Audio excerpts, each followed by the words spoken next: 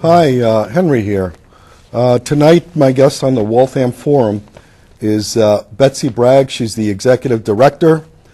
She says all my life experiences of working with nonprofits and education. She's going to get into all of that. Ilton, Lisboa, originally from Brazil. He's now a resident of Weston and works as general manager of, what's the name of the company? Sodeso. Sodeso, okay. And then Randy Jacobs, he's founder and owner and director of Life Force Growers, producers and distributes organic wheatgrass. And over here we have a sample of grass, and I guess they mix it and make juice out of it. So we're going to get into all that. Betsy, what's the Optimum Health? What is your organization about? Tell us about it. Well, our organization is a 501c3 that is dedicated to eliminate obesity, chronic disease, and malnutrition through education, advocacy of healthy living, especially for children. And we're doing this right now at the Martin Luther King School in Boston, K through 8 in Dorchester, running a teacher program where we educate teachers, and we're doing lesson plans for the kids, and it's very, very exciting. I'll tell you lots about it as we go on. As for fundraising for that, we have a dinner speaker series usually every third Tuesday of the month, but it's tomorrow, seeing it's December. Tomorrow? How many people do you get at one of your dinners? Around 80 to 100. 80 to 100? People come. And I heard you had quite a list of emails. Yes, we have 3,000 emails that go out. That's a big list. Because we go all out for all New England. Wow. And it's a wonderful community. We have tomorrow night at 6 o'clock, Amy Perrin from York, Maine. Amy's Living Magic will be having a wonderful food demo. And where's it going to be at? It's at the UMass Waltham Center on 240 Beaver Street in Waltham. Okay. That's where the CSA farm is. And we'll also have a fantastic gourmet meal with 75 different dishes. And then we have the speaker, Nathan Battalion's coming from Oneida, New York. He's a specialist on GMOs, and he's going to be talking about reversing the harmful effects of genetically modified diseases. Right. And everybody's welcome. Okay, now you brought this grass. Tell people about what I see here in front of me. Well, I'd like Randy to tell about it because he grows it. He grows it? Okay, go ahead, Randy. How do you grow this stuff? Well, I think we should probably start at the beginning, where the first plant that ever grew on soil on this planet was grass.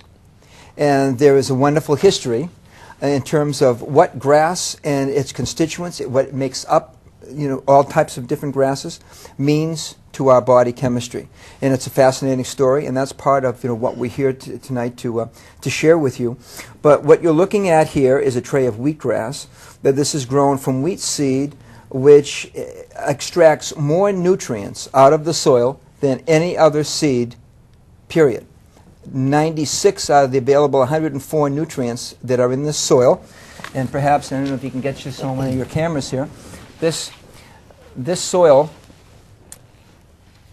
and this root structure is what is necessary in order to bring the amount of nutrition into a plant that it goes from soil into your body in less than a minute.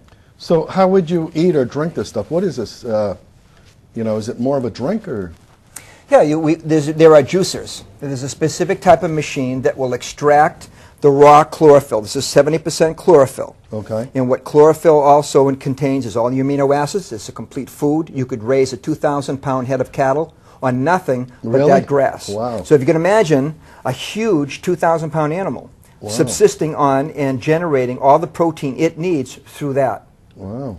And so you can imagine the implication that it has to our body chemistry. Yeah, so you're saying this is healthy. Well, let's put it this way. 1 ounce, a shot glass, of wheatgrass juice is nutritionally equivalent to 2.5 pounds of green vegetables. Wow. So if you can imagine sitting in front of a bowl piled high with green vegetables, 1 shot glass would give you, 2 of those would give you a complete amount of protein for a day. So you're not a hamburger man, I gather. I used to be. Yeah, but when I was a kid, we all grew up that way. Yeah. But no more? Well, I'll tell you, somebody came to me one day and they said, I want you to try something. And they gave me a celery and a cucumber, and they gave me like some carrot juice, and I tried it, and it was wonderful. It tasted terrific. And I was thinking to myself, boy, and then they told me, explain what was in it. And the analogy was that Mario Andretti doesn't use unleaded regular in his race car when he's running the Indy 500. Right. Why should you? Right. So this body is going to have to provide me all of the necessary support for as long as I'm here. So why give it anything less than the best? So if the cows and the basis of our food system is reliant upon wheat, and the protein that animals provide go to these plants, why wouldn't I go direct? So our next guest, is there a relationship between disease and diet? Yes. I was surprised when I came to this country 21 years ago with 3 children. And I found that the school menu, where they offer children at school a junk food, basically that every school that my children attended was hamburger, hot dogs, macaroni and cheese, French fries. My children never ate meat before I came here to this country. And I found that I was shocked.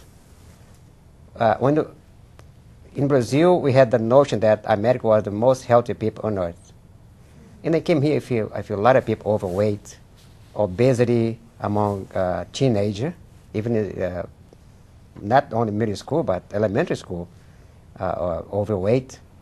And I was shocked the amount of pharmacy, like CVS and others. Every single corner, we see a lot of business closing and open instead. Every single corner, every single day, huge company who sell drugs. And tells me something, that diet has a lot of relationship with diet and disease.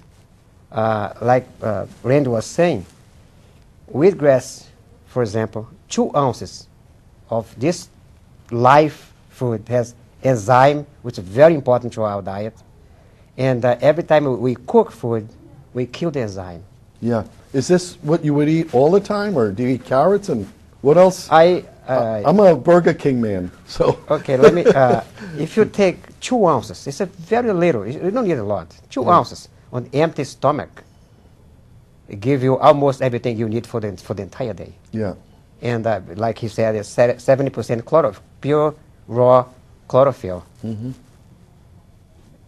Which give you enzyme, give you everything you need for the day. Okay. Have you ever heard of pH and enzymes? How do they relate to one's skin? Ask Ilton. Okay. pH is very, very important. If you have acidity on your body, you eventually is going to be sick sooner or later. As you know, acid can destroy everything, even metals, you name it. Mm-hmm. And our body is 75% water. Right. If you have acidity on that, basically water, you know what's going to happen. If you ever see a fish tank, or if you have a pool on your house, every time the pH level goes up to acidity level, everything changes. Imagine that in our body.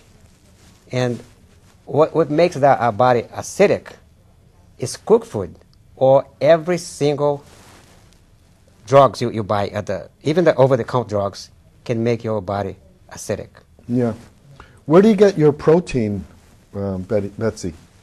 I get my protein from vegetables, and also from seeds and nuts and grains, mostly from vegetables. I start my day with a shot or 2 of wheatgrass juice, and then I juice sunflower sprouts or other sprouts, and cucumber and celery. So you need 2 pounds of leafy green vegetables a day, and I get it in 1 glass of juice.